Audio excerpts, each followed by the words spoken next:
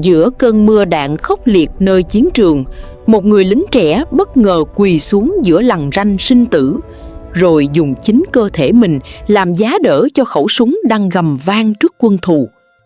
Điều gì đã khiến Bế Văn Đàn lựa chọn hành động không tưởng ấy?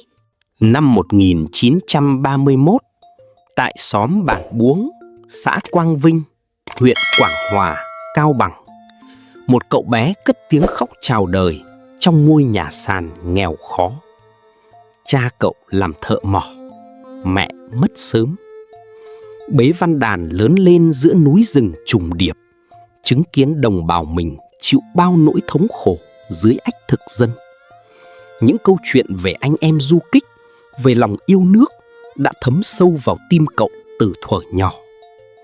Năm 1949, vừa tròn 18, Đàn quyết định rời làng, xung phong nhập ngũ. Trong quân ngũ, chàng trai Tây ấy nhanh chóng trưởng thành. Ông trở thành đảng viên Đảng Cộng sản Việt Nam và giữ chức tiểu đội phó đại đội 674, tiểu đoàn 251, trung đoàn 174, đại đoàn 316.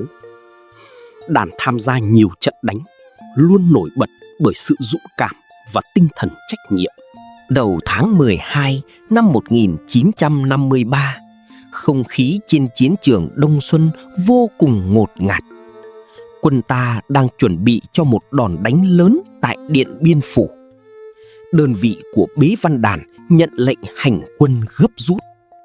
Lúc ấy, ông đang làm liên lạc viên tiểu đoàn. Một đại đội được giao nhiệm vụ cực kỳ quan trọng, phải chốt giữ bằng được Mường Pồn, vị trí then chốt trên đường rút lui của quân Pháp từ Lai Châu xuống Điện Biên. Lệnh chuyển xuống lạnh lùng nhưng sắt đá: giữ Mường Pồn bằng bất cứ giá nào. Bế Văn Đàn vừa trở về sau chuyến liên lạc nguy hiểm, mệt mỏi rã rời. Nghe tin đơn vị sắp vào trận, ông lập tức xin ở lại. Đồng đội khuyên ông nghỉ ngơi, nhưng Đàn chỉ lắc đầu nhẹ, giọng trầm ấm: anh em mình cùng nhau, thiếu một người lòng cũng không yên. Trận đánh tại Mường Pồn bùng nổ dữ dội. Quân Pháp phát hiện lực lượng ta ít, liền huy động 2 đại đội tinh nhuệ cùng máy bay và pháo binh yểm trợ, liên tục phản kích điên cuồng.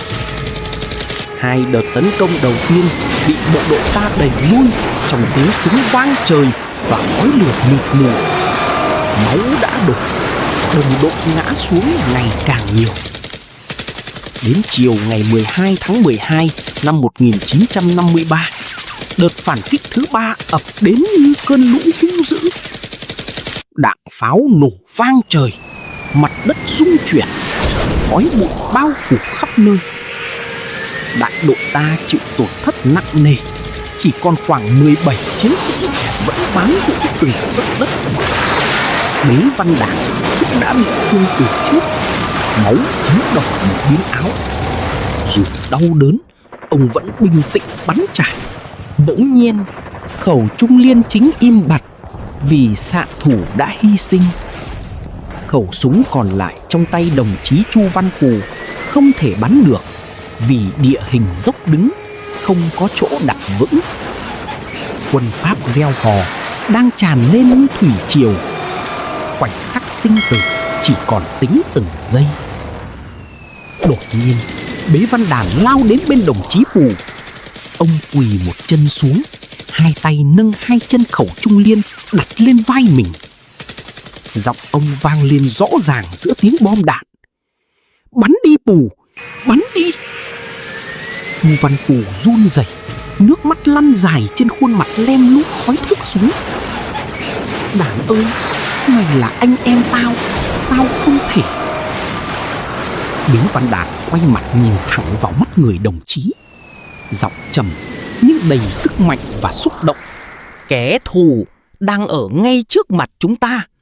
Nếu mày thương tao thì bắn đi, bắn chết chúng nó đi. Đừng để đồng đội phải chết vô ích. Chu Văn Cù nghiến chặt răng, nước mắt hòa lẫn mồ hôi.